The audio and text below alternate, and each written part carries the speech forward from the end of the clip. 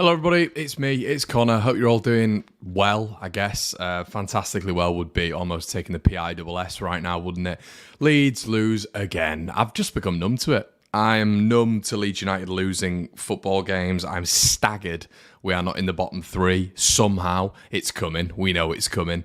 And I am just so bored of it right now. I'm bored of how we play. I'm bored of the manager talking and talking and talking. I'm bored of people backing Jesse Marsch up consistently when there is absolutely no credit in the bank. There is absolutely no evidence of anything which is giving me any positivity whatsoever.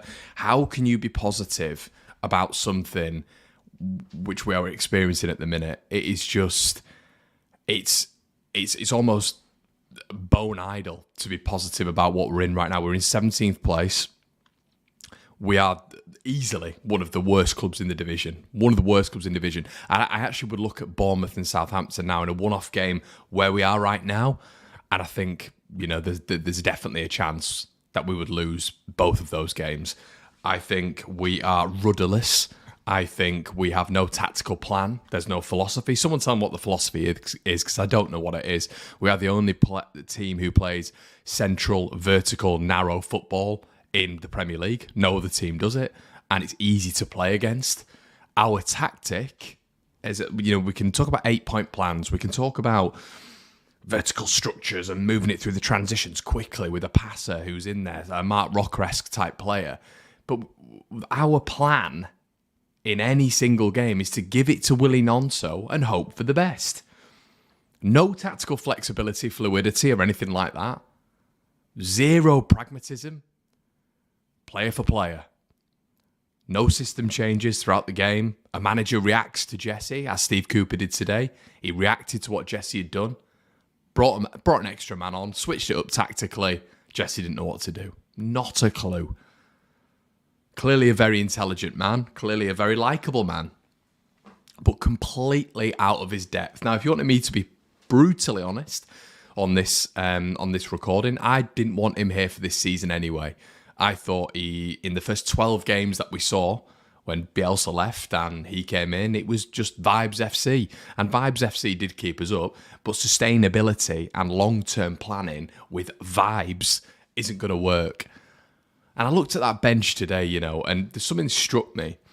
It panned to the Leeds United bench, and Sean Dyche went into Everton yesterday. And what a performance Everton put out, by the way. Wolves, another fantastic performance.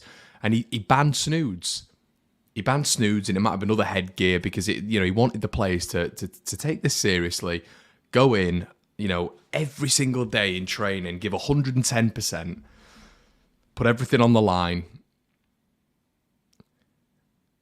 And it pans to our bench, and you've got our players lying there under beach towels with snoods on, all comfy, you know, gloves and all this sort of stuff. Now, this is a minor point. It doesn't mean anything. It's inconsequential.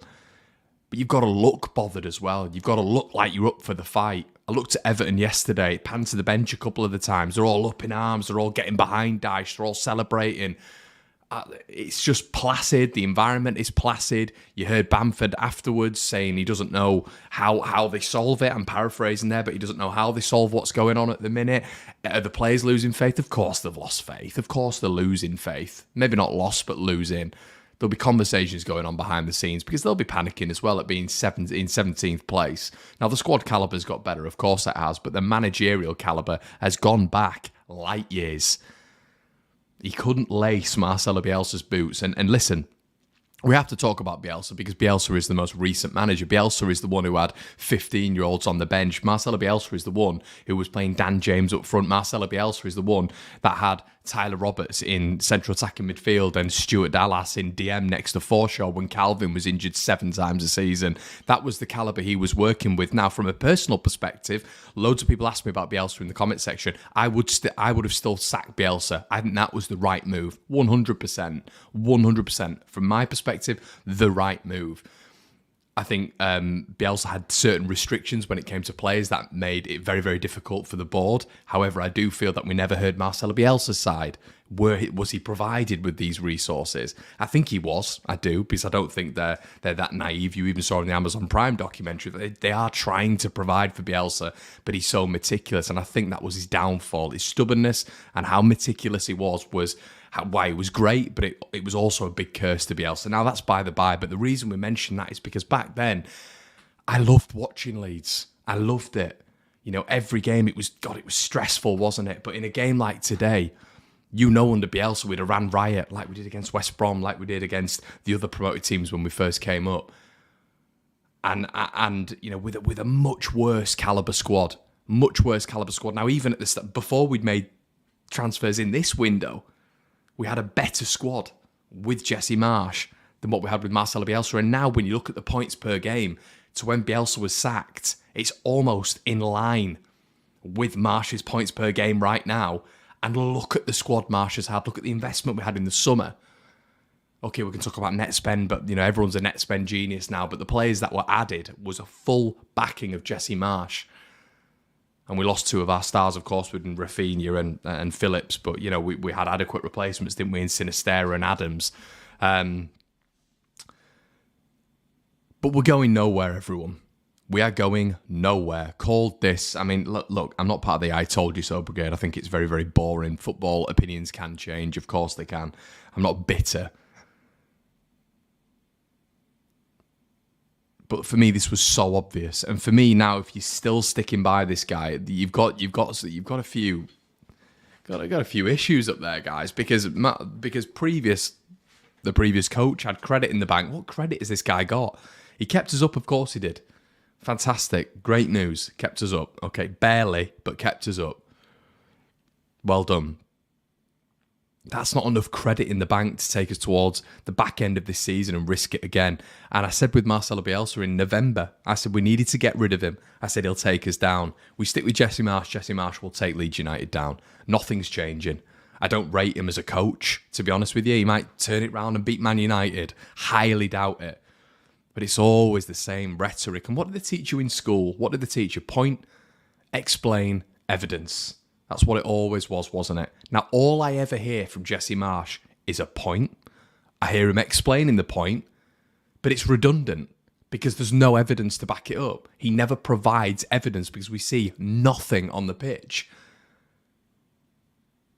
Talking consistently about getting closer to his philosophy, his idea. What is that? What is his philosophy and idea and approach and all this sort of stuff and plan? Because I don't see it. I see a team that funnels the ball to Willy Gnonto, and that's it. That's what I see. I see a team lacking confidence. I see a team who want to play more expansively. I see a team with artillery, arsenal, backing out wide. A young, fabulous potential team going forward.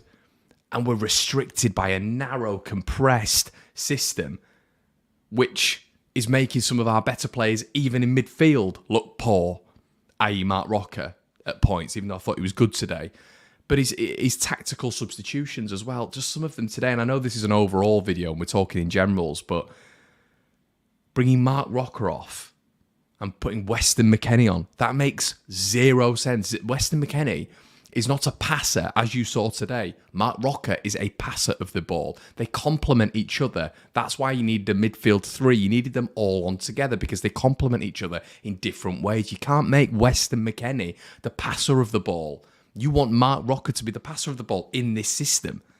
And Weston McKennie can be allowed to go forward. You know, where was the 4-3-3 today? Why was Pascal Struijk on the pitch for as long as he was? Why is Sam Greenwood still been brought on in midfield? What is going on? Why is it taking him 82, 83 minutes to realise that Junior Firpo needs to be added at left back because we need a goal and Firpo acts as another winger? You know, why did we not have that midfield combination of McKennie, Greenwood, Roca? Why not? Why wouldn't you try that? Especially with, you know, McKennie's box-to-box intentions and us needing a goal.